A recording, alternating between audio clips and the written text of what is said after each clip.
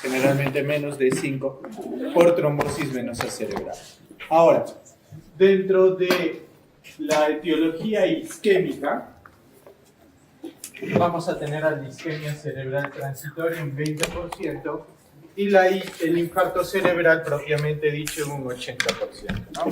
Siendo este infarto cerebral, como vamos a ver en una figura más adelante, de diversas índoles, como puede ser una enfermedad de pequeño vaso, una aterosclerosis, un cardioembolismo o inclusive indeterminado. Entonces, si vemos la epidemiología, esta patología ha ido relativamente en descenso, ¿sí? Con respecto a la mortalidad. Si, por ejemplo, nosotros comparamos lo que es la zona andina, teníamos una mortalidad en el año 2000 de 52.8% y hemos bajado a 33.8%, ¿sí? Hay que tener en cuenta que es la primera causa, ¿sí?, de pérdida de años de vida saludables en el mundo y la segunda causa de muerte. Entonces estamos hablando de una enfermedad que es sumamente importante, ¿sí? Solamente en el 2020 hubieron 7 millones de muertes por estas enfermedades cerebrovasculares, ¿sí? Siendo mayor dentro de estos 7 millones, un poco más de la mitad por un SB isquémico y la otra mitad por una hemorragia intracerebral. En el Perú, ¿sí?, por ejemplo, para el año 2017 hubo 10.570 casos de ACV, mientras que en el 2018 fue de 12.000, ¿sí? Si nosotros comparamos la tendencia de cómo ha ido progresando del 2005 al 2025, en cuanto a mortalidad, vemos que se ha logrado reducir ligeramente, ¿no? Si bien es cierto, para el año 2005-2006 nuestra mortalidad en nuestra región estaba oscilando entre 22 a 28, para el año 2015 la mortalidad ya había bajado de 17.4 a 22.8, ¿sí? Esto en sí también se debe a que Arequipa es un centro de referencia de otras regiones. Entonces, cuando un paciente pues, está muy grave o muy complicado, lo refiere con nosotros y es por eso es que también las tasas de mortalidad en nuestra región son un poco superiores a las regiones circundantes, ¿sí? En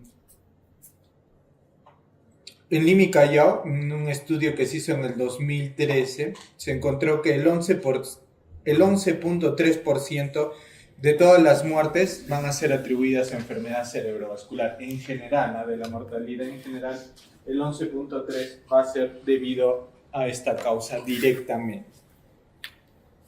Entonces, como les mencioné con respecto a la etiología, vamos a tener dos etiologías importantes, que van a ser, con estas dos, las que van a ocupar gran parte de los pacientes con esta enfermedad. Entonces vamos a tener la enfermedad aterotrombótica y la cardioembólica. Son las dos más importantes, ¿sí?, en frecuencia. La aterotrombosis se va a deber generalmente a una aterosclerosis, ¿sí?, o sea, la formación de una placa aterotrombótica, la cual por diversas razones puede romperse y progresar a una isquemia, ¿sí?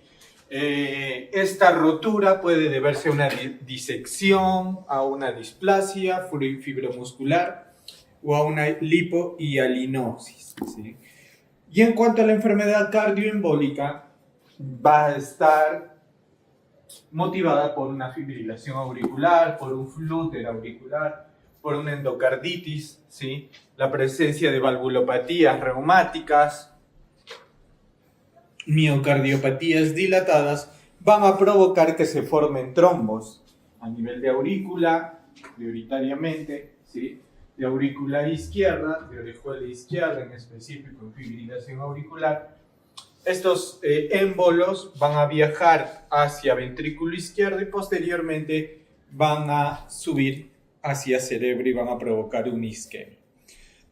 Es una etiología muy importante, sin embargo, dentro de las dos, la más frecuente es la etiología aterotrombótica, ¿sí?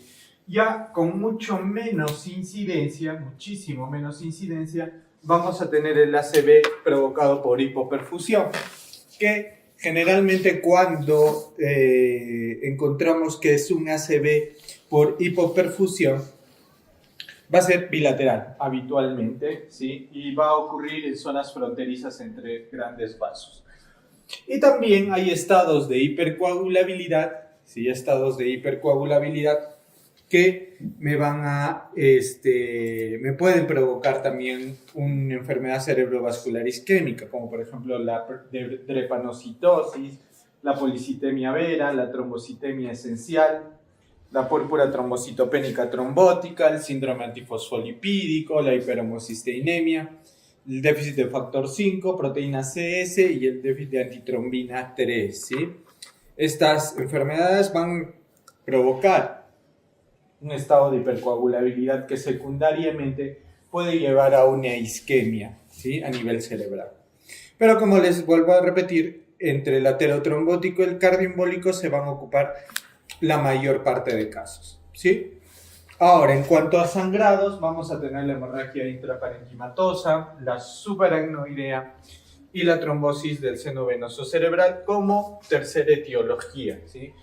Ya dijimos, puede haber una isquemia, una hemorragia con estos dos tipos de hemorragia sobre todo, y la trombosis, que es un tercer tipo, ¿sí?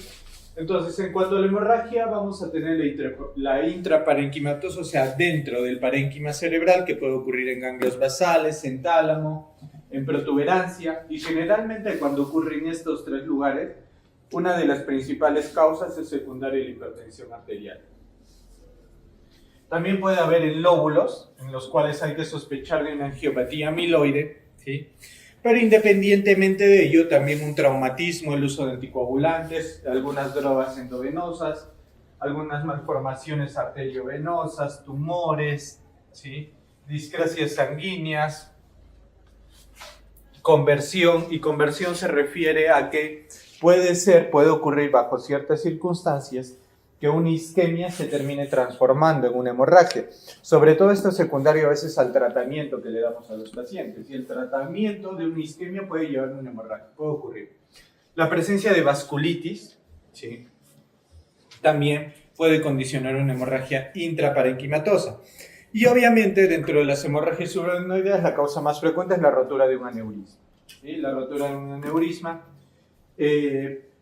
Pero hay factores que contribuyen a esto, ¿no? Como puede ser el fumar, puede ser la misma hipertensión, ¿sí? Causas, antecedentes genéticos, embolias sépticas. Y finalmente, la trombosis del seno venoso cerebral, que es otro tipo de enfermedad cerebrovascular, generalmente se va a producir en estados de hipercoagulabilidad como puerperio, cáncer, trombofilias, trauma, inflamación e infección. En cuanto a la anamnesis, ya llegando al diagnóstico de esta enfermedad, hay que preguntar sobre el primer signo o síntoma que se manifieste. ¿Cuál fue la primera molestia? ¿Sí? ¿Por qué? Porque esta primera afectación generalmente me va a dar luces sobre qué región está afectada, ¿sí? Entonces siempre tengo que incidir mucho en cuál fue el primer signo o síntoma de manifestarse. La forma de instauración y progresión también es muy importante, me va a ayudar a diferenciar, ¿sí? En el caso de un ACV isquémico de origen cardioembólico, ¿sí? La forma de instauración es mucho más rápida que la de un aterotrombótico, ¿sí? Y asimismo, un ACV hemorrágico va a tener una forma de presentación muchísimo más aguda que un paciente con ACV isquémico. Y la progresión también es importante. Generalmente, las enfermedades cerebrovasculares isquémicas tienen una progresión más lenta, si el deterioro es más progresivo, si es que lo comparamos, por ejemplo, con una hemorragia, cuya progresión va a ser más abrupta, ¿sí? Hay que evaluar también las alteraciones de la conciencia, si este es brusco o progresiva. Hay que preguntar por signos y síntomas asociados, ¿no? Por ejemplo, la fiebre y cefalea intensa me orientarán más a un componente hemorrágico que isquémico, ¿sí? La presencia de palpitaciones me puede hacer pensar en una fibrilación auricular, por tanto, en un SB, en una enfermedad cerebrovascular isquémica de etiología cardioembólica, ¿sí? La presencia de movimientos anormales. También es importante ver factores desencadenantes como cambios posturales, ¿sí? Que me pueden hacer pensar en una isquemia, maniobras de Valsalva, trauma a nivel cervical, ¿sí? Trauma a nivel cervical.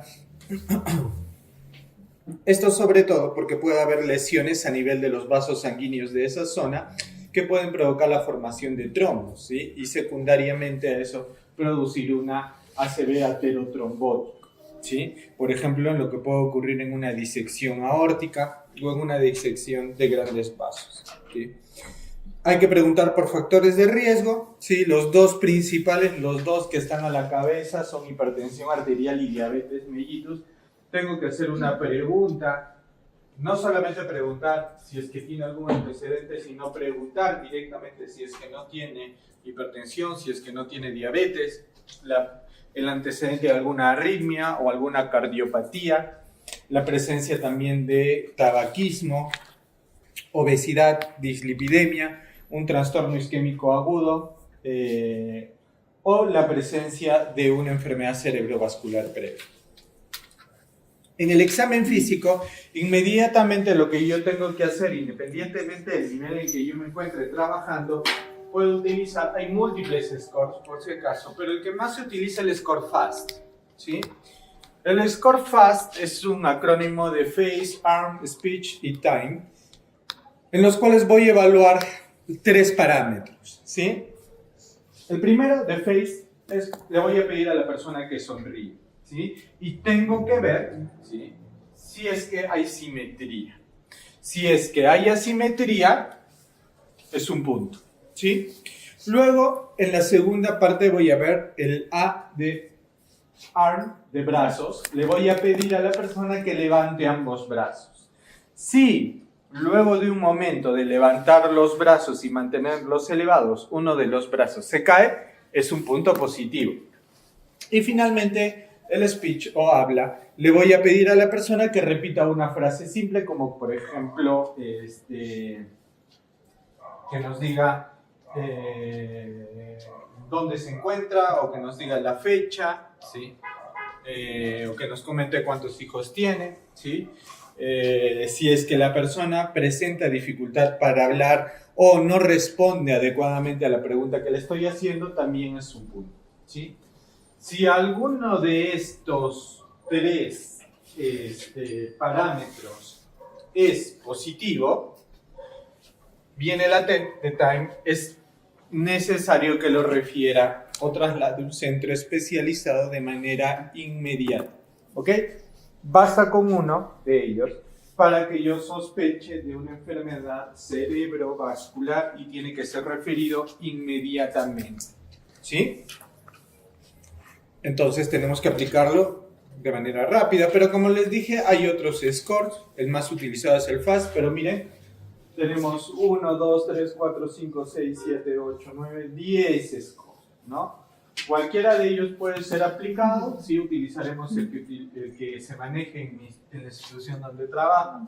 Tenemos también otro score como el escala de Cincinnati, que también es muy utilizado, ¿sí? En el cual se le pide al paciente que pronuncie su nombre, que intente sonreír y que levante ambos brazos, ¿ok? Los brazos tienen que estar elevados por 10 segundos como mínimo para poder hacer la evaluación, ¿sí? Y finalmente la última escala que tenemos que conocer bien es la escala NIS, ¿sí? Esta escala NIS es la que se va a aplicar ya una vez confirmado el diagnóstico, ¿sí? ¿Por qué tenemos que aplicar este score? Porque es el que mejor validación tiene, ¿sí? Es el que se utiliza como estándar para los estudios a nivel mundial sobre esta enfermedad, ¿sí? Tiene tiene doble utilidad, ¿sí? La primera es nos estadifica la severidad, ¿sí? Mientras más alto el NIS, más severo es el cuadro. Pero no solamente eso, porque nosotros tenemos que hacer un control habitualmente a los 3 días. Y la reducción en el valor de NIS nos indica un buen pronóstico. Y todo lo contrario, una progresión en los valores de NIS también nos van a indicar un riesgo más alto, ¿sí? Este NIS definitivamente hay que practicarlo. No se recomienda utilizar en la primera atención, o sea, en el momento de la emergencia, sino, como les comento, apenas ya tengamos el cuadro con alta sospecha, ¿sí? Tiene varios parámetros. Aplicarlo no es del todo sencillo, ¿sí? Como podemos ver, tenemos que evaluar el nivel de conciencia, ¿sí? Con preguntas verbales, con órdenes motoras, tenemos que evaluar la mirada, los campos visuales, si es que hay algún tipo de paresia facial o de extremidades superiores e inferiores, ¿sí? Si es que hay ataxia de extremidades, sensibilidad, lenguaje, disarquia, la presencia de extinción, negligencia o inatención, ¿sí? Y de ahí nos va a salir un puntaje que nos va a dar, como les dije, la severidad, ¿no? Si el puntaje me sale 0, yo sospecho que no hay isquemia, ¿sí? Si el puntaje me sale entre 0 y 4, voy a sospechar de que es un ACV, un SB o un stroke leve, entre 5 y 15 moderado, entre 16 y 20 moderado a severo y entre 21 y 42 es severo, ¿sí? El daño a nivel cerebral va a aumentar a medida que aumente el puntaje, ¿sí? A más puntaje, más daño.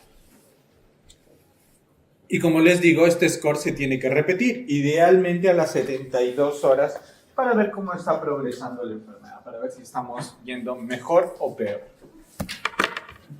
Muy bien. Entonces, en cuanto a las manifestaciones clínicas, ya hablando exclusivamente de isquemia, ¿sí?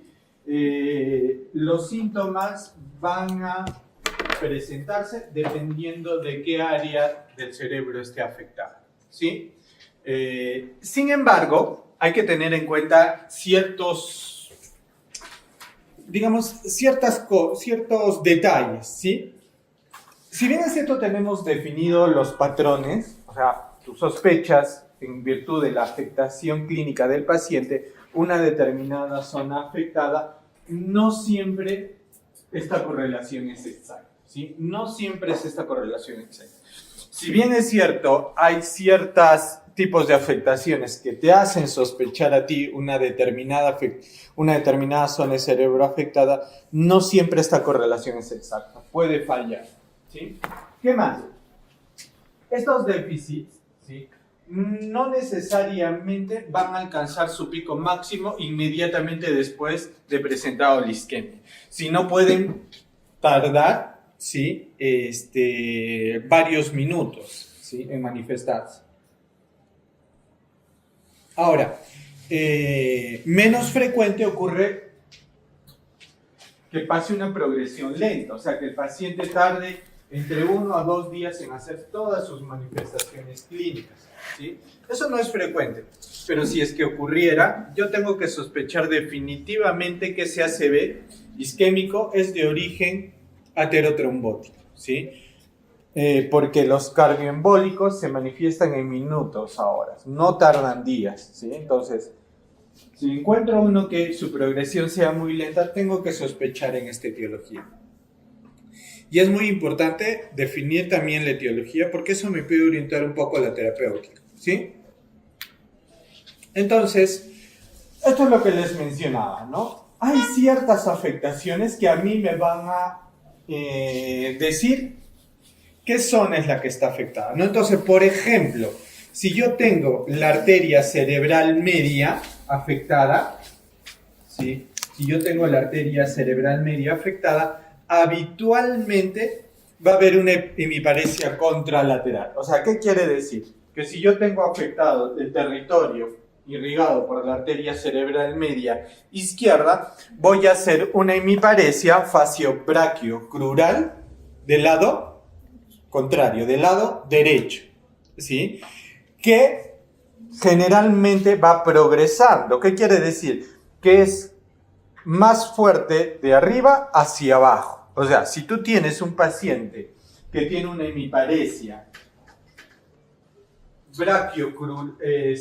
facio-braquial, ese paciente tiene un cuadro más leve que el paciente que tenga una hemiparesia facio-braquio-crural, así que te da todo el hemicuerpo, ¿ya?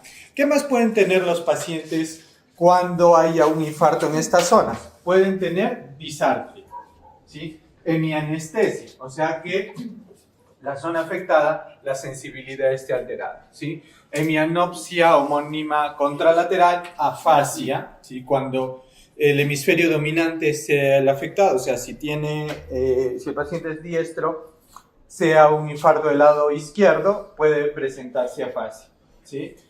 También pueden tener apraxia, inatención sensitiva, ¿ya?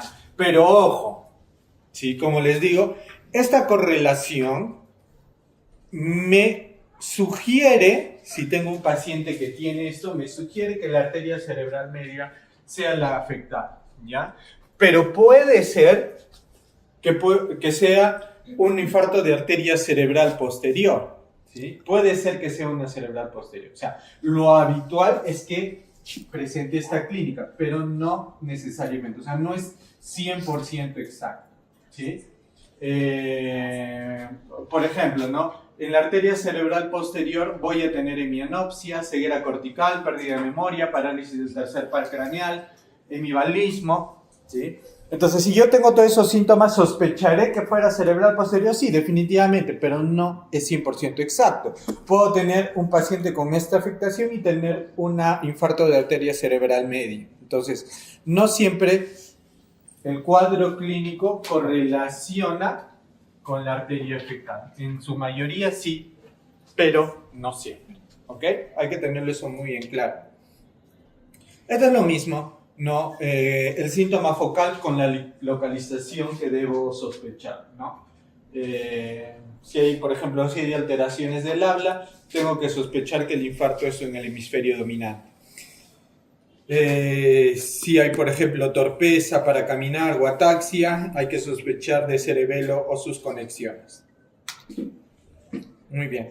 Ahora, ¿qué pruebas de laboratorio voy a pedir en el paciente? ¿Sí? En el contexto agudo, ¿qué tengo que pedir? Sencillo, una glucosa, ¿sí? Un hemograma y un perfil de coagulación. ¿Ya? Ya. Me llega el paciente por emergencia. Sospecho que puede ser un ACV isquémico, ¿sí? Le pido glicemia, hemograma y perfil de coagulación, ¿sí?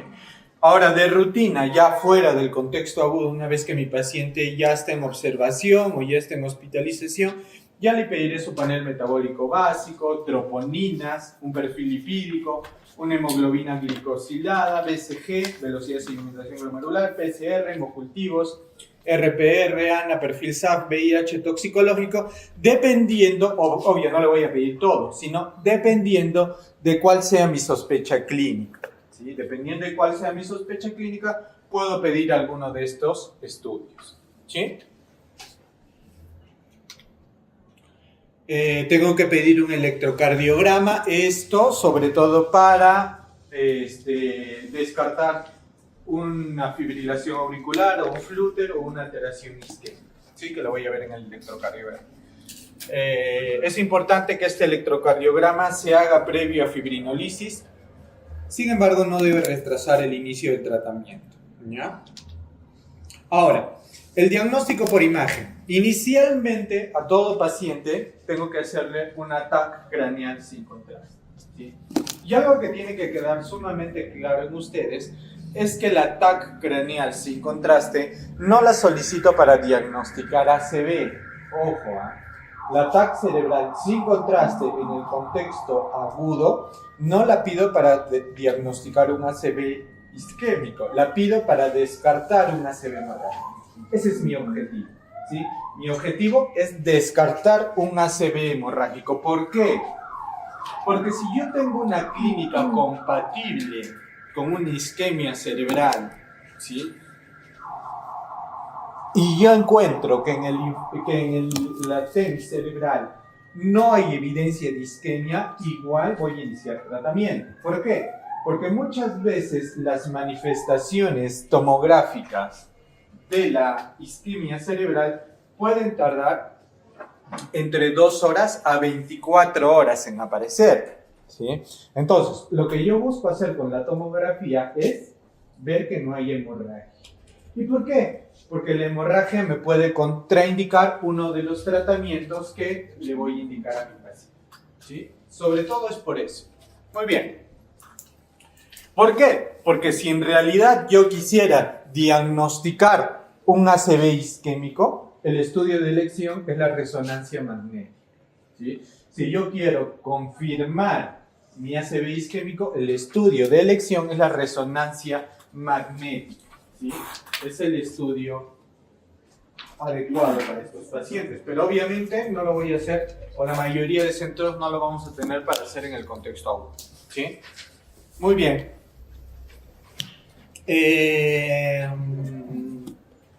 En pacientes en los cuales yo sospecho una oclusión de grandes vasos, está indicado hacer estudios angiotomográficos. No en todos los pacientes los estudios angiotomográficos, solamente en pacientes en los cuales yo esté sospechando que puede haber una patología de grandes vasos, ¿sí?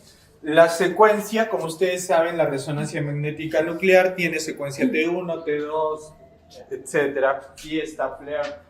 La que se utiliza para isquemia es la secuencia FLAIR, ¿ya? ¿Por qué? Porque la secuencia FLAIR me puede ayudar para definir el tiempo de la isquemia, y esto va a ser muy importante más adelante cuando tome mis decisiones clínicas, ¿sí? El Doppler carotidio se solicita como estudio de imagen, sobre todo cuando yo sospecha de una enfermedad aterotrombótica, ¿no? Entonces voy a pedir un Doppler de arterias carotidias y paravertebrales, en los cuales yo trato de buscar una placa ateromatosa que se haya roto, ¿no? Veo una placa rota, per se no la voy a ver rota, ¿no? Sino lo que yo busco con el Doppler es ver el flujo. Si veo que el flujo no es simétrico, puedo sospechar que hay algo que se ha roto ahí, ¿no? Entonces, indirectamente detecto una placa ateromatosa y indirectamente digo, pues bueno, si tiene una placa rota, probablemente eso que se ha roto se ha ido a ocluir una de las arterias cerebrales, ¿sí? Por eso es importante el Doppler carotidio, ¿ya? Bilateral, ¿sí? Perdón, de acuerdo al lado que yo sospeche que sea la afectación, ¿sí? Y la ecocardiografía transtorácica, la ecocardiografía transtorácica también va a ser de utilidad, ¿sí? Para evaluar si es que hay la presencia de trombos intracardíacos, ¿sí? Que hayan sido los causantes de la enfermedad cerebrovascular, alteraciones en las válvulas que también son causa de esta patología, o la presencia de shunts, ¿no? La presencia de shunts que también son una causa de la enfermedad cerebrovascular de origen embólico. Muy bien. Entonces, por ejemplo, le voy a dar un poquito de eso porque creo que no se ve.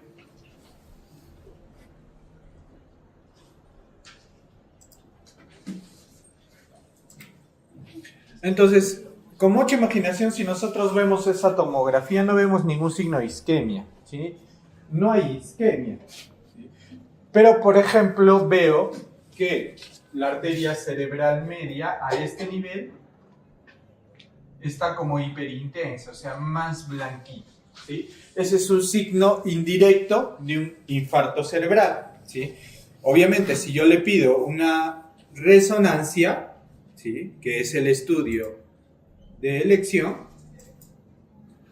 pues ya voy a confirmar la presencia de isquemia, ¿sí? La presencia de isquemia. Hay que tener cuidado, ¿sí? las isquemias en resonancia se ven hiperintensas. ¿Qué quiere decir? En una resonancia yo voy a ver de color blanquito. Pero si este color blanquito hiperintenso lo veo en una tomografía, eso es sangrado. Entonces es al revés. En tomografía, las lesiones hemorrágicas son hiperintensas, blanquitas, y las lesiones isquémicas son hipointensas, o sea, se ven oscuras. En cambio, en la resonancia ocurre lo contrario. La isquemia la vemos hiperintensa y la hemorragia la vemos hipointensa. Entonces, tomo y rezo se ve al revés, ¿no? Si, por ejemplo, yo viera esto en una tomografía, yo diría esto es una hemorragia intraparenquimatosa. Pero como es resonancia, esto es una isquemia, ¿sí?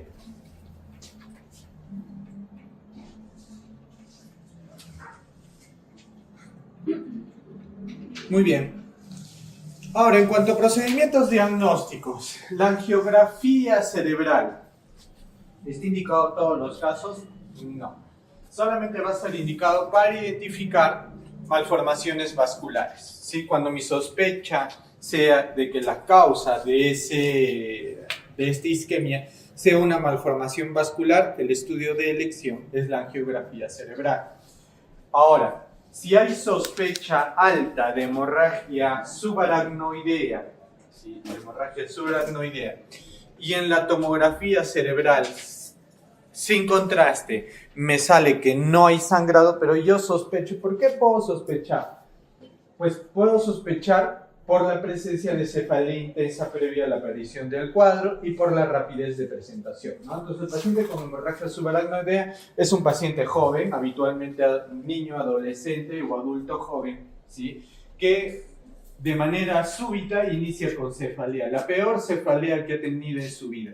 Y luego de la cefalea rápidamente hay una alteración, ¿sí? Ya sea una alteración motora, una alteración en el estado mental, ocurre de manera abrupta. Imagínate que tengas eso, tú le tomas una tomografía y en la tomografía no te sale nada, no como que te descuadre el diagnóstico. ¿Qué puedes hacer? Si tu clínica te dice, oye, no, esto es una hemorragia, punción lumbar. ¿Y qué voy a encontrar en la punción lumbar? Hematíes. Si encuentro hematíes, bingo, ya tengo el diagnóstico, es una hemorragia subaracnoidea. Y si no hay hematíes, pues sospecho de una isquemia.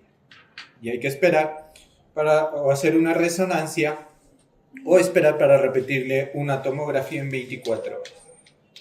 Muy bien, ahora sí vamos a entrar de lleno a lo que es el manejo terapéutico de esta patología, ¿sí? Primero vamos a empezar con el manejo hospitalario, con los cuidados de soporte, ¿sí? Que tenemos que aplicarle a todos los pacientes. Primero, se recomienda que tengamos unidades de infarto cerebral agudo, ¿sí?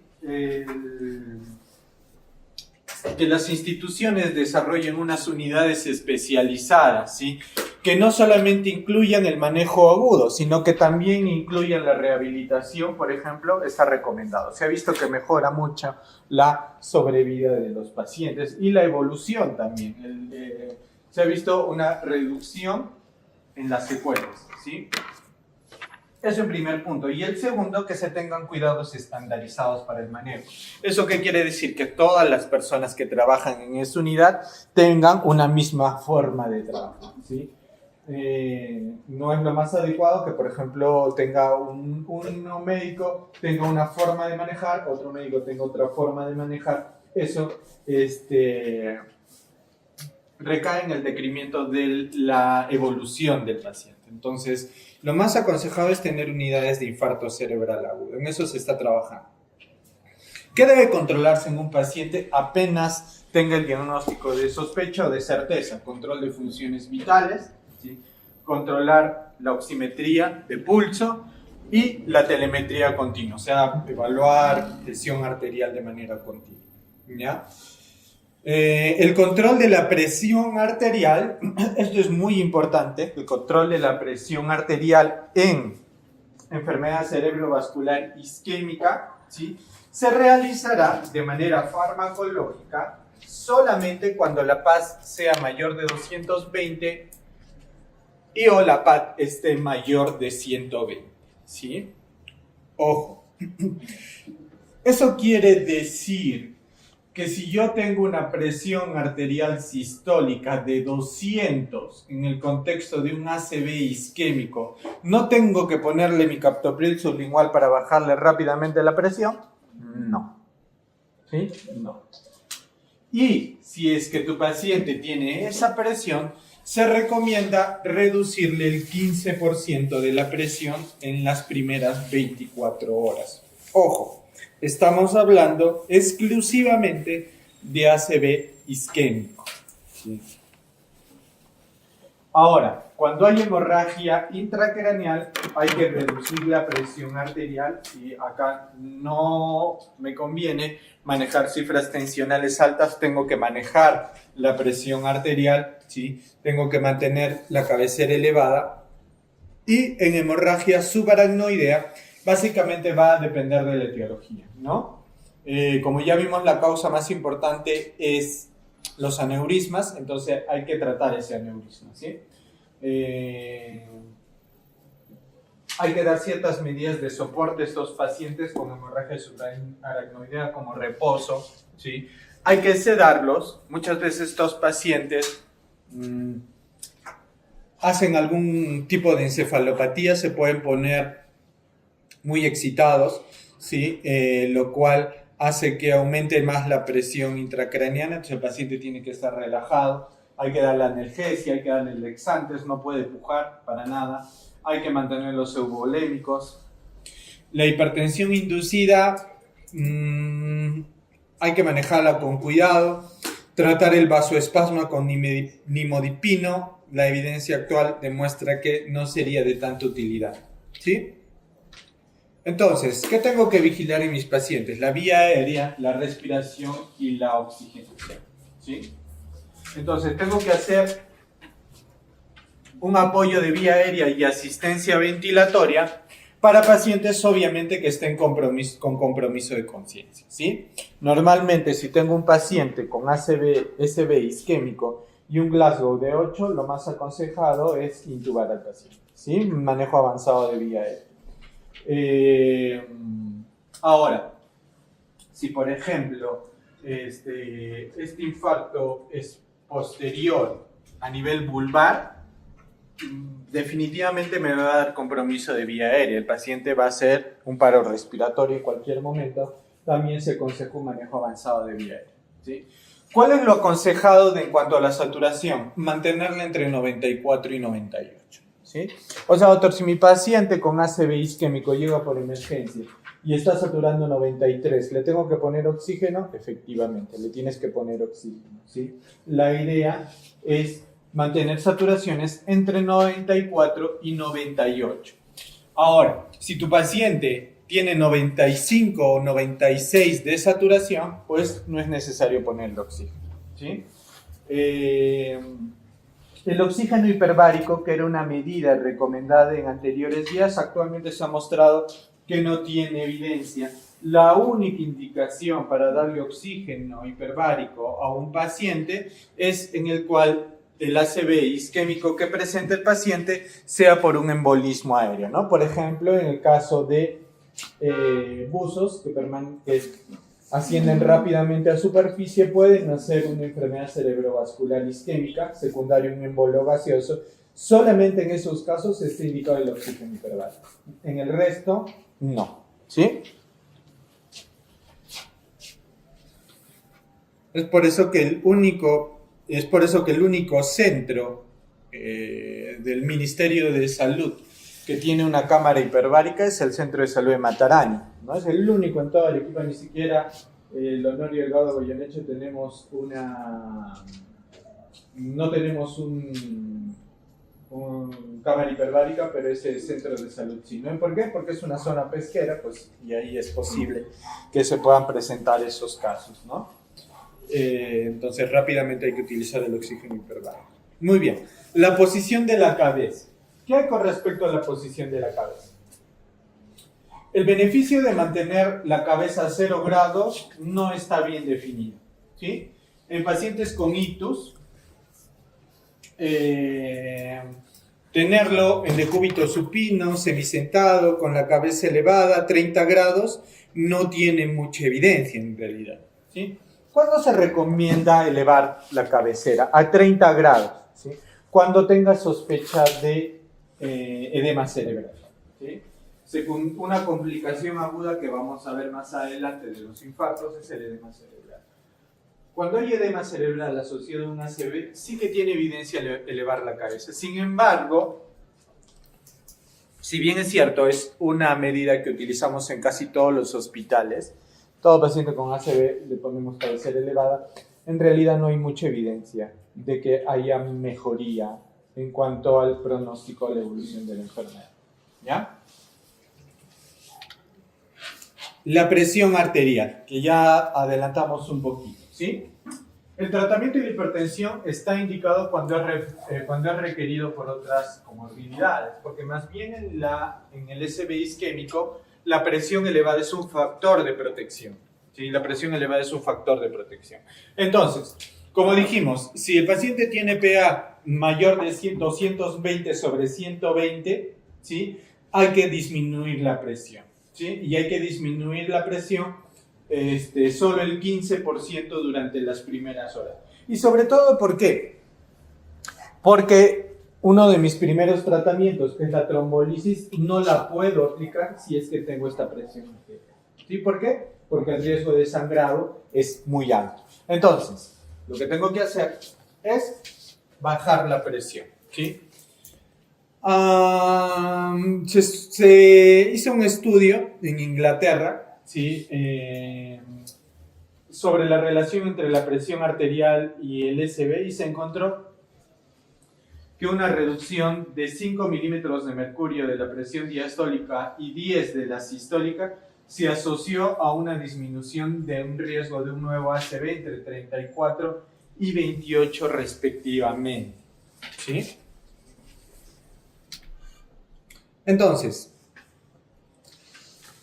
en cuanto a la presión arterial, la hipotensión y la hipovolemia también deben ser corregidas para mantener los niveles de perfusión orgánica adecuados, ¿sí?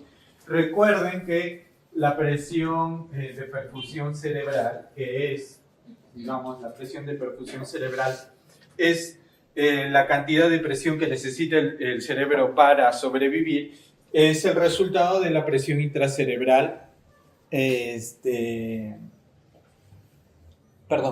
el resultado de la presión arterial media entre la presión intracerebral, ¿sí? Entonces, si yo tengo un paciente hipotenso, la PAN está baja, y si la PAN está baja, la presión de perfusión cerebral también está baja, y eso le hace daño al cerebro. Entonces, no puedo tener presiones arteriales bajas, ¿sí? Se recomienda, idealmente, mantener presiones menores a 180-105 las primeras 24 horas. Es el ideal. Menor de 180 sobre 105. O sea, doctor, si mi paciente está con un ACV isquémico y está con 160-90, ¿está bien mi paciente? Está bien tu paciente, pero ojo, ¿sí? Idealmente esta presión elevada no debe mantenerse más de 72 horas. Solamente es recomendado mantener las primeras 72 horas. Luego de ese periodo, más bien es riesgoso tener presión arterial elevada, ¿sí? Solamente las primeras 72 horas. Ahora, si tu paciente con ACV isquémico es elegible para fibrinolisis, ¿sí? La presión tiene que estar menos de 185 sobre 110, ¿sí? Repito, si tu paciente es elegible para fibrinolisis, la presión tiene que estar menos de 185 sobre 110. Si no, no le puedes hacer trombolisis. Si tu paciente, por alguna razón, por alguna contraindicación absoluta, no puedes hacerle trombolisis y entonces le vas a hacer una trombectomía mecánica, también la presión arterial debe mantenerse menor de 185 sobre 110. ¿Sí? Ahora, los estudios no han mostrado evidencia a favor de utilizar vasopresores para aumentar la presión. ¿Qué quiere decir? Si yo manejo mi presión en 110-80, ¿sí? Que es una presión normal, Se aconseja que me subas la presión farmacológicamente, o sea, que me subas a 140-90 para subir. No se ha visto que tenga mejoría en el cuadro, ¿sí? Entonces no es algo que recomendemos de rutina, el aumento de la presión. ¿Cuánto es lo ideal de tener de presión en un paciente con ACV isquémico? Mayor de 140-90, idealmente, pero si no está, no es que le tienes que subir farmacológicamente, no hay evidencia para indicar eso, por si acaso, ¿sí? Y bueno, para bajar la presión, ¿qué vamos a tener? De primera línea, la betalol. ¿Sí? De primera línea para bajar la presión, ¿sí? Vamos a tener la betalol. ¿Cómo se administra la betalol? Por vía endovenosa, de 10 a 20 miligramos en 1 a 2 minutos. Y se puede repetir la dosis hasta una vez. En caso no tenga la betalol, mi segunda opción es nicardipino, ¿sí? Que se da a 5 miligramos por hora, ¿sí? Y se puede, en dosis en bolo, 5 miligramos, y luego se puede ajustar a 2.5 miligramos por hora cada 5 a 15 minutos hasta una dosis máxima de 15 miligramos por hora, ¿sí? Y de tercera línea tenemos al clevidipino, que puedo dar de 1 a 2 miligramos por hora, y le voy a doblar la dosis hasta lograr mis objetivos, que como ya les dije, es bajar 15% de la presión, ¿sí? Y la dosis máxima del clevidipino es 21 miligramos por hora, ¿sí?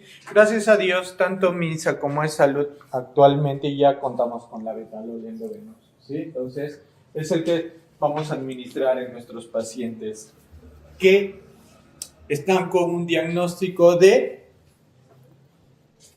emergencia hipertensiva, ¿no es cierto? ¿Por qué es una emergencia hipertensiva? Porque es una presión mayor de 180 sobre 120 con daño cerebral, ¿no? Con isquemia. Entonces, eso ya lo vuelve una emergencia hipertensiva, ¿sí? No una hipertensión severamente elevada. La temperatura es muy importante, ¿sí? La temperatura es muy importante. La hipertermia debe tratarse. Debe tratarse. Temperaturas mayores de 38 grados centígrados son nocivas para el cerebro, ¿sí? Debe identificarse la fuente de la fiebre, quiere decir, hay que buscar una infección, tomando en cuenta siempre que en un paciente con ACV isquémico y con fiebres elevadas sin foco, hay que sospechar de conversión hemorrágica. ¿Sí? Paciente con isquemia y que haga fiebres elevadas y en las cuales no tienes un foco, hay que sospechar en conversión hemorrágica, ¿sí? Hasta hace quizás unos 10 años atrás se recomendaba la hipotermia. Se recomendaba disminuir la temperatura del paciente de manera farmacológica hasta por debajo de 36 grados, ¿sí? Luego se planteó solamente bajarle la temperatura a nivel de la cabeza. Actualmente ninguna hipotermia está recomendada, ¿sí? Ninguna hipotermia está recomendada actualmente. ¿Qué más tengo que controlar? Recuerden, ya hemos visto que tengo que controlar la respiración, 94-98. ¿Qué tengo que controlar? La posición de la cabeza. De igual entre 0 a 30 grados. 30 si es que hay edema. La presión arterial, si es que está más de 220-120, la trato. ¿Cuál es el ideal? Menor de 180 sobre 105. ¿Por qué? Porque este 180-105 es el punto para poder darle o trombolisis o trombectomía. Luego tengo que controlar la temperatura y luego tengo que controlar la glicemia, ¿sí?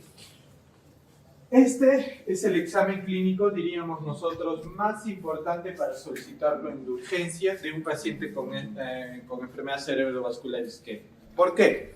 Porque es el único que voy a necesitar para poder darle trombolisis a mi paciente, ¿sí? ¿Cuándo se trata? Cuando hay hipoglicemia. ¿Y cuándo se llama hipoglicemia? Cuando la glucosa está a menos de 60, ¿sí? La hiperglicemia persistente, sobre todo las primeras 24 horas, está asociada a mayor complicación. ¿Cuál es lo ideal? Mantener glicemias entre 140 y 180. Ese es el ideal. Ahí en ese rango debería mantenerse la glucosa, ¿sí? Ahora, ¿Se recomienda un control estricto de la glucosa? En realidad no se recomienda un control estricto de la glucosa, ¿sí? Debo corregir inmediatamente si la glucosa es menos de 60, sí, ¿ya? Ahora sí vamos a entrar a la terapia específica. Vamos a iniciar con la trombolisis. ¿Ya? Entonces, en pacientes elegibles, el beneficio es tiempo dependiente. ¿Qué quiere decir? Que mientras más rápido lo apliques, mejores beneficios tiene. ¿Sí? Entonces, hay que estar pendiente antes de aplicar el medicamento de los posibles efectos adversos graves. Y son sobre todo dos. ¿Cuáles son los dos efectos adversos predecibles con estos fármacos? Número 1, sangrado, y número 2, angioedema. Hay que estar pendientes. Entonces, ya hicieron la semana pasada, ¿sí? En las clases prácticas el manejo de las alergias, entonces ya saben bien cuál es el tratamiento para un angioedema, ¿no es cierto? Entonces el tratamiento que ya aprendieron acá.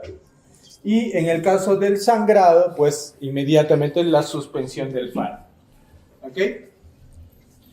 Debe sopesarse riesgo-beneficio, sobre todo cuando haya contraindicaciones relativas. No debe retrasarse el inicio del tratamiento, tiene que iniciarse lo antes posible. No se recomienda administrar aspirina ni anticoagulantes las primeras 24 horas post-administración del fármaco. Ojo, no se aconseja dar ni aspirina ni anticoagulantes las 24 horas después de haber administrado el fármaco. O sea, tengo que esperar un día y recién puedo utilizar mi aspirina. ¿Sí? Como ya les mencioné, tiene que dosarse la glucosa previa. Si la glucosa está más de 180, no se recomienda administrar alteplase.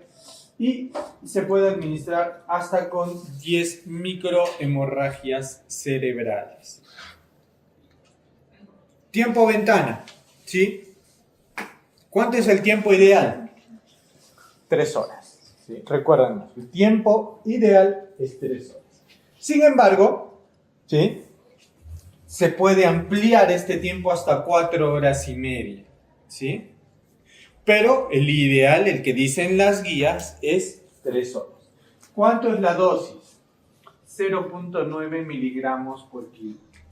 0.9 miligramos por kilo, ¿sí? Máximo 90. O sea, si peso más de 100 kilos, la dosis va a seguir siendo 90. ¿Sí? ¿En cuánto tiempo se pasa? En 1 hora. ¿Sí? Tomando en cuenta que el 10% de la dosis total, ¿sí?, vamos a imaginarnos que tengo un paciente que pesa 100 kilos. ¿Sí? ¿Cuánto le corresponde? 90 miligramos de alteplase. Le voy a pasar 10%, o sea, 9 miligramos en bolo, y luego el restante, ¿sí?, los 81 miligramos restantes, se los voy a pasar en infusión durante 1 hora. ¿Sí? Durante 1 hora. Obviamente en una bomba. ¿Sí? Y obviamente de manera diluida. ¿Sí? En cloro. Entonces, el tiempo ideal, 3 horas. Se puede ampliar hasta 4 horas y media.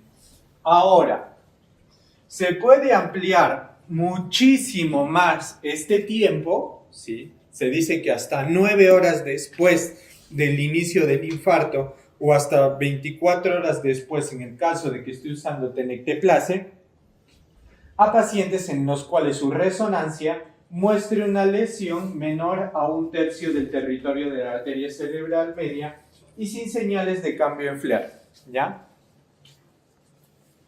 Como les dije, en la resonancia existen varias secuencias, ¿ya? Una de ellas es FLAIR. FLAIR tiene la particularidad de que solamente se manifiesta habitualmente después de las 6 horas del infarto. Entonces, ¿qué quiere decir? Si tú tienes un infarto cerebral que lo ves en T2, ¿sí?, pero no lo ves en FLAIR, ¿qué quiere decir? Que este ACV tiene menos de 6 horas. Entonces le puedes dar chance. Y este estudio es sumamente importante, chicos. Este estudio del FLAIR en cerebral media, en rezo, sobre todo en los pacientes que se despiertan con el infarto, ¿sí? Tenemos muchas veces pacientes que nos traen por emergencia en la madrugada y nos dicen, ¿sabe qué, doctor? Mi mamá se despertó, la fui a despertar porque ya son las 6 de la mañana y cuando despertó no podía levantar el brazo y le traía. Y ahí te haces la pregunta, ¿y ahora cuánto tiempo tiene evolución de la paciente? ¿Habrá ocurrido el infarto apenas se durmió? ¿A las 9 de la noche? ¿Habrá sido a las 10, 11? No lo sabemos, despertó. ¿Qué nos puede ayudar? Este estudio. Si yo veo que aún no hay, que se ve el infarto en la resonancia, pero en secuencia auxiliar no lo veo, ¿qué digo? Esto tiene menos de 6 horas. Es agudo. ¿Qué hago? Lo trombolizo. Pero si ya veo que hay en FLAIR la lesión, yo voy a decir, esto tiene más de 6 horas. Entonces, me va a costar, ¿sí? Me va a costar, ¿sí? Sin embargo, esto es lo que dicen las guías, pero sin embargo, la realidad es que en nuestros hospitales a veces les damos chance hasta las 12 horas. A veces. No está recomendado en ninguna guía. ¿Por qué no está recomendado en ninguna guía? Porque recuerden que las guías siempre sopesan riesgo-beneficio. ¿Cuál es el riesgo de esto? El sangrado, ¿sí? ¿Y cuál es el beneficio? La mejor oportunidad del paciente. Entonces, ¿qué pasa? Luego de las 4 horas y media, el riesgo de sangrado no es lo suficientemente bajo como para que sopese el dato. O sea, si tú lo das dentro de las primeras 3 horas, pucha, el paciente se recupera súper bien. Pero si lo das, por ejemplo, a las 8, puede ser que ya no recupere. Lo único que logres sea provocarle un sangrado. Entonces, por eso es que las guías solo dicen 4 horas y media. Pero la verdad es que algunas veces conversamos con los familiares, ¿no? Y le decimos, mire, ya han pasado 8 horas, le vamos a poner, vamos a darle esto, pero puede que no funcione. ¿Sí? Y puede que le provoque sangrado. Entonces, algunas veces, sobre todo en salud, se amplía un poquito más el tiempo. Sí, se puede ampliar a veces hasta las 12 horas. Ahora, mientras más rápido, pues, lo cual a veces es difícil, ¿sí? Pero se puede, ¿no? Habrá sido hace un par de meses, atendí en emergencia a un paciente, ¿sí? Que estaba australiano de vacaciones, estaba pasando por la plaza de armas y ¡pum! Se desmayó, ¿sí? Se desmayó, lo subieron a un taxi y lo llevaron a la clínica. En la clínica lo evaluó, era un ACV, ¿sí? Había una hemiparesia faciobrachiocrural derecha, si no mal recuerdo, sí, derecha. Lo llevamos a tomografía, imagínense que salió en la tomografía. Nada, obviamente nada, ¿no? Salió normal. Obviamente estamos en una clínica, ¿a los cuántos minutos le hice la tomografía? No habrá pasado ni 10 minutos desde que llegó por emergencia, ya estamos 25 minutos. El paciente medía 1,98 m, era un problema movilizarlo porque no podía mover ni su brazo ni su pierna derecha, estaba completamente inmóvil. Lo llevamos a resonancia, la resonancia tardó un poquito, tardó una media hora y en la resonancia salió la isquemia. ¿Sí? Salió la isquemia, inmediatamente lo llevamos a UCI y le pusimos su alteplasa. Eso habrá sido, creo que yo llegué de turno a las 2 de la tarde, 2:30 de la tarde, calculo. A las 6 de la tarde lo fui a ver, ya después de 2 horas de haberle dado el alteplasa, ya podía mover la pierna. Y el brazo ya podía mover los dedos. O sea, la respuesta espectacular. Y ese paciente a los 2 días se regresó a Australia caminando, como si nada le hubiera pasado. ¿Sí? Pero, a ver, correr a un hospital de salud, ¿no? Llegas, tienes que esperar 1 hora para que te atiendan por emergencia, hay cola para tomografía, tienes que esperar un par de horas, ¿sí? No hay resonancia. Si llegas de madrugada no hay ningún neurólogo de turno, entonces el médico de emergencia te dice tiene que esperar a las 7 de la mañana para que venga neurología. A las 7 de la mañana llega neurología y le dice, sí señor, sabe que su papá efectivamente tiene un infarto cerebral, pero yo no le podemos dar alteplasa porque ya pasaron 8 horas. ¿Y qué pasó? Ese paciente queda con dismovilidad, ¿no? Pero posiblemente permanente o que dura muchos años. Y ahí esto se ve todos los días, ¿sí? Todos los días. Entonces, La idea aquí es que nosotros tenemos que actuar rápido, ¿sí? Y la otra es que si ustedes tienen la sospecha clínica, no esperar. Porque, por ejemplo, en este caso, nosotros en la clínica lo hubiéramos trombolizado con o sin resonancia. O sea, lo hubiéramos trombolizado igual. Hubiéramos hablado con la esposa que estaba ahí, que conocía algo de salud, y la esposa misma decía, no importa, trombolícenlo como sea, ¿no? Que era, creo, enfermera, si no me equivoco, su esposa el paciente. Y eso es lo que íbamos a hacer, ¿no? Felizmente en la clínica tenemos disponible la resonancia y las 24 horas y hicimos acto. Pero si ese paciente hubiera estado en el hospital, lo hubiéramos trombolizado sin necesidad de resonancia. ¿Por qué? Porque en la tomografía vimos que no había sangrado. Cumplí el tiempo, había pasado menos de una hora desde el inicio del infarto y obviamente la evolución fue muchísimo mejor. ¿Por qué? Porque lo aplicamos lo antes posible, ¿no? Entonces, para pacientes con síntomas leves pero incapacitantes y que sean elegibles y están dentro de las 4.5 horas, se puede dar alteplase, ¿sí? Ahora, para pacientes con síntomas leves pero no incapacitantes, o sea, que tengan un NIS de 0 a 5, que sean elegibles y estén dentro de las 4.5 horas, no es recomendable, ¿sí? Ojo, el alteplase no está recomendable ni cuando es muy, muy leve, ni cuando es muy, muy severo. Y tenganlo eso en mente. Trombolisis no cuando es muy, muy leve, o sea, un NIS entre 0 a 5, y tampoco no cuando este infarto sea severo, muy grande, porque el riesgo de sangrado es mayor.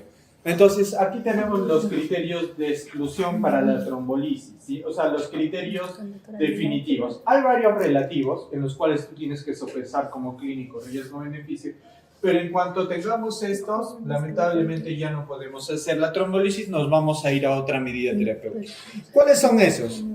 Que veas una sangrada, ¿sí? Le tomes la tomografía y veas hemorragia subaracnoidea. Se acabó, no le podemos hacer trombolisis, ¿ya? Que el paciente haya tenido un TEC severo en los últimos 3 meses, ¿sí? Que tenga hemorragia activa o una coagulopatía subyacente, ¿sí? Por ejemplo, que encuentre que las plaquetas estén menos de 100.000, o el INR esté más de 1.7, o el paciente me diga que está usando warfarina, por ejemplo, tampoco. Como ya dijimos, la presión arterial más de 185/110 no me conviene, tengo que hacerla menor que esto para dar trombolisis. Síntomas no discapacitantes o que mejoren rápidamente, o sea, un paciente que tenga un NIS de 0 a 5 y que rápidamente mejore la movilidad, no se aconseja trombolizar. Signos que sugieran hemorragia subaracnoidea a pesar de tener una TAC negativa. Recuerden que cuando me enfrente a esta posibilidad, se recomienda hacer una punción lumbar. Cuando sospeche que la endocarditis infecciosa sea la causa del ictus, y para una ventana de 3 a 4 horas, un NIS más de 25 también me contraindica la trombolisis. Como les dije, ni muy, muy leve, ni muy, muy severo, ¿sí? Entonces, un NIS más de 25 o menos de 5 me contraindica, ¿sí? Y esos son los criterios de exclusión. Chicos, tienen que repasarlos porque pues, se pueden poner un caso clínico, ¿sí?, de un ACV y por ahí, ¿sí?, como distractor, y tú dices, ¿para qué ponen sonceras en el examen, no? Te ponen paciente tuvo TEC severo hace 2, que fue manejado en UCI hace 2 meses, ¿cuál es la terapia de primera línea para un ACV, no? Y tú le vas a marcar trombolisis, ¿no? Y te vas a equivocar, y luego todavía vas a estar reclamando, ¿pero por qué? Si en clases dijeron que la trombolisis es la primera opción terapéutica. Entonces ya saben los criterios de exclusión absolutos, ¿sí? Cuando trombolice, la presión arterial debe mantenerse menos de 180/105 las primeras 24 horas.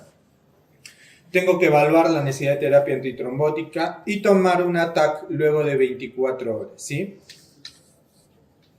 En ecteplase es otro fibrinolítico, también utilizado para la trombolisis. No lo tenemos tan disponible, lamentablemente. La dosis se da un bolo de 0.25 miligramos por kilo a un máximo de 25 miligramos. Hice un estudio probando dosis mayores, 0.4 miligramos por kilo, pero no fue superior. Lo único en lo que fue superior a esa dosis es en la tasa de sangrados, por tanto nos estamos quedando en bolos de tenecteplase. ¿Cuál es la ventaja del tenecteplase? La ventaja en tenecteplase es que el tiempo de ventana es mayor, lo podemos prolongar hasta 24 horas post evento cerebral agudo, o sea, puedo utilizarlo hasta un día después, a diferencia del tenecteplase, que el tiempo probado por la mayoría de guías como máximo es 6 horas, ¿sí? La desventaja del tenecteplase es su alto costo y su poca disponibilidad en Latinoamérica, básicamente en Perú. Muy bien, mi paciente tiene una contraindicación absoluta para trombolisis, no lo puedo trombolizar, ¿qué hago? Trombectomía mecánica, ¿sí? Ahora, pero también hay la opción de hacer trombectomía mecánica con trombolisis. O sea, ¿qué quiere decir? Entro con la guía, ¿sí? Entro con la guía y una vez que llegué, obviamente viendo luego con fluoroscopía, llegué hacia la zona de obstrucción, directamente le puedo aplicar el trombolítico, ¿ya? Esa es una trombolisis dirigida, ya no sistémica. Puedo hacer eso también, ¿sí? Los pacientes elegibles para alteplase deben recibir el tratamiento así la trombectomía esté considerada, ¿sí? Si cumple criterios debe realizarse estudios de imágenes y en pacientes que se van a realizar trombectomía hay que evaluar la respuesta clínica, ¿sí? Ahora, ¿cuándo yo puedo aplicar trombectomía? No es para todos. ¿Cuándo se aconseja hacer trombectomía? Número 1. ¿Cuál es el primer criterio que tiene que cumplir? Que tenga un score MRS de 0 a 1 previo al infarto. ¿Qué es el score MRS? ¿Alguien lo conoce? En geriatría probablemente lo han visto. Es un score para evaluar la independencia en las actividades de la vida diaria, ¿no? Por ejemplo, ustedes MRS, ¿qué son? Viéndolos a todos me parece que son 0, ¿no? O sea, son independientes, pueden comer solos, bañarse solos, peinarse solos, hacer todo solos, ¿sí? Entonces, si tú tienes un MRS de 2, o sea, es un paciente dependiente de sus actividades de vida diaria, ya no se aconseja trombectomía, ¿ya? Previamente tiene que estar 0 o 1. Primer requisito. Una vez que superó ese requisito, ¿cuál es el segundo requisito? Que tiene que haber una oclusión de carótida interna o cerebral media en el segmento 1, ¿sí? Otras zonas de cerebro, otras zonas de infarto no van a responder bien a trombectomía mecánica. Solamente carótida interna o cerebral media segmento 1. Tercer requisito, que tu paciente sea mayor de 18 años. Cuarto requisito, que tu paciente tenga un MIS mayor o igual a 6, ¿sí? Quinto requisito, que tenga un puntaje ASPECTS. El puntaje ASPECTS es un puntaje que se da en virtud de qué tanta parte de la masa encefálica está comprometida con el infarto, ¿sí? Mientras mayor es más puntaje. Entonces un ASPECT mayor a 6, ¿sí? Y el último requisito, que la trombectomía se realice dentro de las primeras 6 horas de iniciado el infarto, ¿sí? Eso es el ideal. Entonces, de 0 a 6 horas pueden realizarse trombectomías si cumplen estos 5 criterios, ¿sí? Luego, se puede hacer una aspiración directa o un stent. No, ninguno es inferior a otro, ¿sí? Y no hay beneficios certeros en caso de territorio M2 de cerebral media o M3 de cerebral media, por eso no se recomienda, solo se recomienda en M1, ¿sí? Y de 6 a 16 horas post infarto, solo se aconseja trombectomía en pacientes con lesión de grandes vasos y de la circulación arterial, solamente en ese contexto, si no, no. Ahora, vamos a ver al tratamiento antiplaquetario, ¿sí? Antiagregación plaquetaria. Se recomienda la administración de aspirina luego de las 24 a 48 horas de iniciadas el evento, ¿sí? A una dosis de 160 a 300 miligramos. En caso de pacientes que hayan sido sometidos a trombólisis, se debe retrasar, ¿cuánto? 24 horas posterior a la trombólisis, el inicio de la aspirina, ¿sí? Si tú tienes un paciente que lamentablemente no puede ser sometido a trombolisis ni a trombectomía, tienes que iniciar dentro de las primeras 24 horas, ¿sí? Sin embargo, si tu paciente tuvo un infarto no cardioembólico, ojo, no cardioembólico, ¿sí? Y que no recibió alteplase, está indicado dar terapia doble, o sea, darle aspirina y un inhibidor de P2Y12, ¿sí? Que puede ser clopidogrel, que puede ser prasugrel, que puede ser ticagrelor, ¿sí? Cualquiera de los tres por 21 días, ¿sí? 21 días de terapia doble de terapia antiagregante doble. Ojo, pero esto de terapia doble antiagregante solo en pacientes que no hayan podido ser trombolizados. Ojo, ya solo en pacientes que no hayan podido ser trombolizados. Doctor, o sea que mi paciente que se ha trombolizado no recibe terapia antiagregante. No, sí recibe, pero recibe aspirina. Y recibirá la aspirina 24 horas después de la trombosis. ¿Ok? Hay nuevos fármacos, los inhibidores de la glicoproteína 2B3A, como el abscizimab y el etifibatide. No están bien establecidos, no están recomendados de primera línea, no superan aspirina, ¿sí?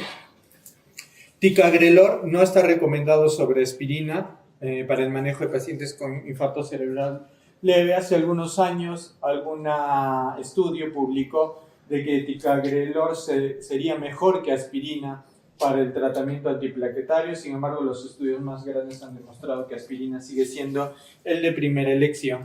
Pero sin embargo, la aspirina no va a sustituir para nada el tratamiento fibrinolítico con alteplase o la trombectomía mecánica, ¿sí? La única razón para utilizarlos estos solos es que yo por alguna razón no haya podido dar trombolisis ni trombectomía mecánica, ¿sí? Anticoagulantes. No está bien establecida la utilidad de la anticoagulación urgente en pacientes con estenosis severa de la arteria carótida interna, ¿sí? La seguridad y utilidad de anticoagulantes por trombo no oclusivo no está bien establecida. Tampoco no está bien establecido el uso de nuevos anticoagulantes orales, o sea, de la Pixaban, del Rivaroxaban, del Dabigatran. No está recomendado dar anticoagulación para prevenir infartos, ¿sí? Tampoco para detener el empeoramiento neurológico, ni tampoco para mejorar los resultados luego del infarto. ¿Cuándo está indicado de primera línea los anticoagulantes? Cuando el diagnóstico sea una trombosis del seno venoso. ¿Sí? Una trombosis del seno venoso, que como ya vimos hay tres tipos de enfermedad cerebrovascular, ¿no? La isquémica, la hemorrágica y la trombosis del seno venoso, ¿sí? En ese caso sí está indicada la anticoagulación urgente, ¿sí? También recomendamos anticoagulación en pacientes que no hayan podido ser sometidos a trombolisis ni trombectomía, ¿sí? En pacientes que no hayan podido ser sometidos a trombolisis ni trombectomía, vamos a utilizar los anticoagulantes, ¿sí? Y los anticoagulantes los vamos a utilizar a una dosis de... se recomienda utilizar heparinas de bajo peso molecular, ya estamos hablando de enoxaparina, a 1 miligramo por kilo cada 12 horas, por vía subcutánea. 1 miligramo por kilo cada 12 horas por vía subcutánea, ¿ya? Ahora, vamos a ver qué hay con tratamiento quirúrgico. ¿Se puede hacer tratamiento quirúrgico para estos pacientes? Sí, podemos hacer una endarterectomía carotidia, ¿sí? Esto disminuye el riesgo de ACV y la muerte, pero en pacientes con episodios isquémicos transitorios o ictus no validantes y que además tengan estenosis carotidia como causa de estos infartos, ¿sí? La hemicraniectomía aumenta la supervivencia y puede mejorar la evolución neurológica en pacientes con casos muy severos, ¿sí? Generalmente NIS más de 25, y en los cuales está demostrada el edema cerebral grave, ¿sí? El infarto o los hematomas cerebelosos pueden causar compresión del tronco encefálico o hidrocefalia obstructiva. En este caso, si es que hubiera esta hidrocefalia obstructiva, hay que hacer un drenaje quirúrgico urgente, ¿sí? Un drenaje de líquido cefalorraquídeo para disminuir la presión. Muy bien, Ahora vamos a ver algunas consecuencias de la isquemia que tenemos que tener muy en cuenta y que me intervienen también en la evolución del paciente. Uno de ellos es la disfagia, ¿sí? Hay que tener muchísimo cuidado, chicos, con la disfagia, ¿sí? Estos pacientes, parte del protocolo de evaluación de ustedes a un paciente con ACV isquémico es ver el reflejo nauseoso. Muchas veces el reflejo nauseoso está abolido. ¿Qué quiere decir? Que pueden tener un paciente con su hemiparesia brachiocrural, pero está lúcida, les habla, les dice, sí, doctor, así pues no puedo mover mi bracito, estoy mal. Y ustedes le inician dieta. Y al día siguiente este paciente, insuficiencia respiratoria. Le tomas una placa, focos algodonosos. ¿Qué pasó? Se aspiró. ¿Y por qué se aspiró? Porque por la lesión tenía abolido el reflejo nauseoso, ¿sí? No lo comprobaste y por tanto cometiste un error, ¿sí? Entonces, es importante detectar esto antes de iniciar dieta, antes de que ingiera líquidos o reciba algún medicamento. Simplemente agarras tu bajalenguas, ¿sí? Con el palito de bajalenguas tratas de chocar su campanilla, que el paciente se ve y tiene reflejo. Si no, choca su campanilla, la mueve, si no hace nada el paciente, ese paciente no puede recibir vía oral. ¿Qué tienes que hacer? Colocarle sonda nasogástrica, ¿sí?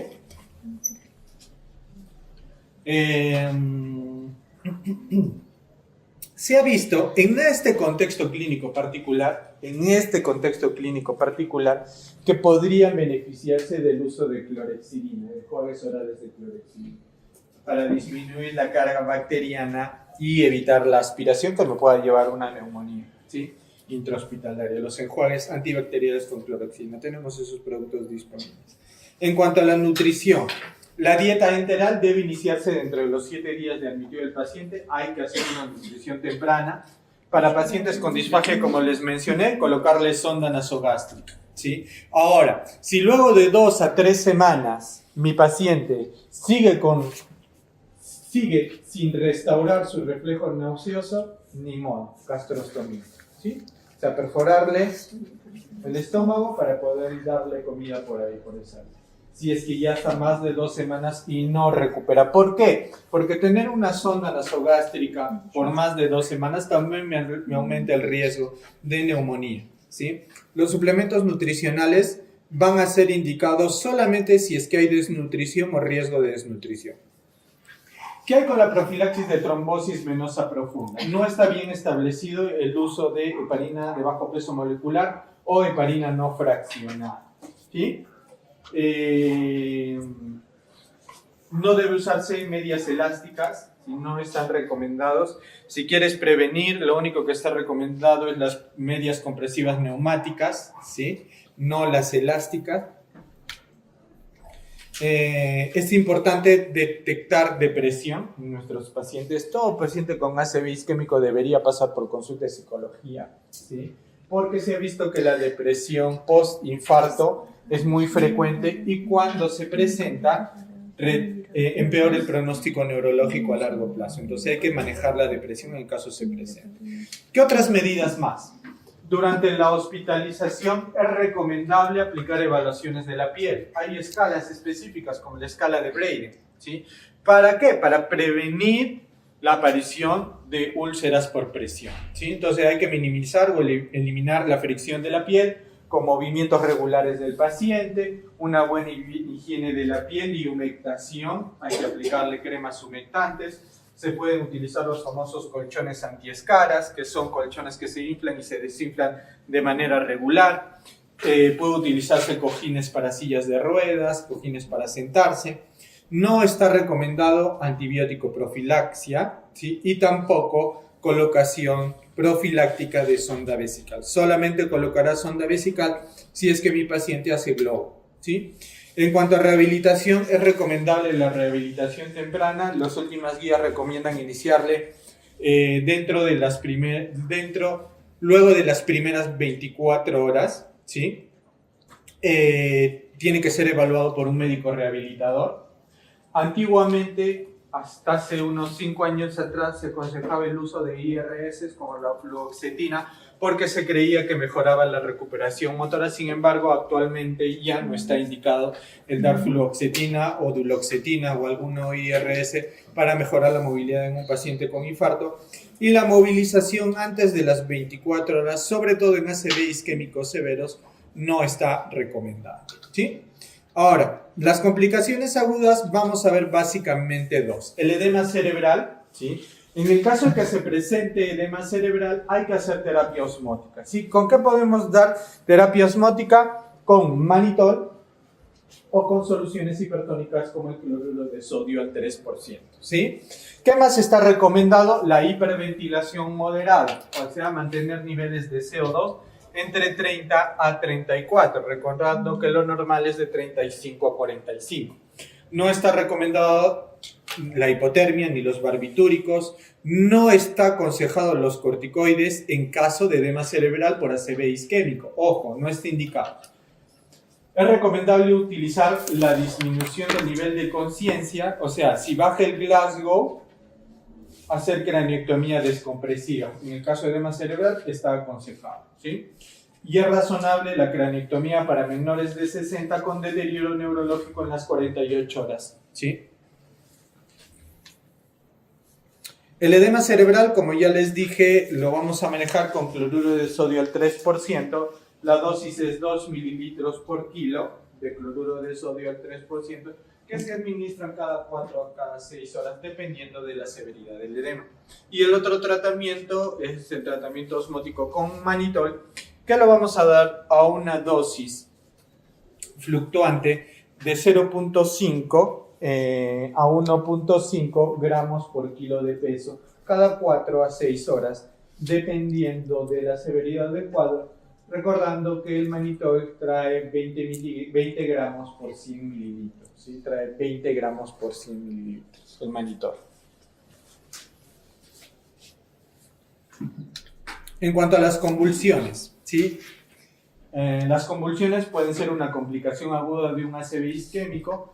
Luego de un infarto deben ser manejados de similar a las que ocurren por cualquier otra condición. No hay que hacer un manejo diferencial, ¿sí? Y no está aconsejado, esto también es un cambio de guías actuales, no está aconsejado anticonvulsivantes de manera profiláctica, ¿sí? Solamente se tratan las convulsiones, no se hace profilaxis. Ahora, en cuanto a prevención secundaria, o sea, ¿qué hacer ya luego de un infarto? ¿Sí? El paciente tiene que controlar la presión arterial, tenemos que manejar bien sus niveles de LDL, el paciente tiene que utilizar aspirina, fisioterapia, ergoterapia, logopedia, de acuerdo a los déficits que tenga, no puede fumar. ¿Qué hay con respecto a las estatinas? Pacientes menos de 75 años y que no tienen contraindicación deben utilizar estatinas a alta intensidad, ¿sí? Ya han hecho en teoría lo que es tratamiento para dilipidemias, ¿no? Creo que en segunda fase, no me acuerdo, pero ya han hecho, ¿sí? Bueno, si no han hecho, tenemos estatinas de alta intensidad, media intensidad y baja intensidad, ¿sí? Lo que se recomienda en menores de 75 y sin contraindicaciones es estatinas de alta intensidad. ¿Cuáles son las únicas estatinas de alta intensidad? La atorva y la rosuvastatina. La atorva, dosis de 40 a 80, rosuvastatina, la mitad, de 20 a 40. ¿Sí? Ahora, si tienes un paciente que es mayor de 75 años o tenga problemas de seguridad con el fármaco, se recomienda dar estatinas de intensidad moderada. Y tenemos 3 estatinas que se pueden utilizar a dosis de moderada intensidad. La atorvastatina a dosis de 10 a 20 miligramos, la rosuvastatina a dosis de 5 a 10 miligramos y la pravastatina de 40 a 80 miligramos, ¿sí? Entonces, recuerden bien la dosis de moderada intensidad de atorvastatina y la dosis de alta intensidad de atorvastatina, ¿sí? 40, 80, 10, 20. Se debe identificar y tratar la apnea obstructiva del sueño en caso se presente el paciente, es un factor de riesgo importante y hay que interrumpir el uso de anticonceptivos orales en pacientes con ictus, ¿sí? Muy bien, eso sería todo. ¿Alguna duda, pregunta? Entonces, por favor, recordar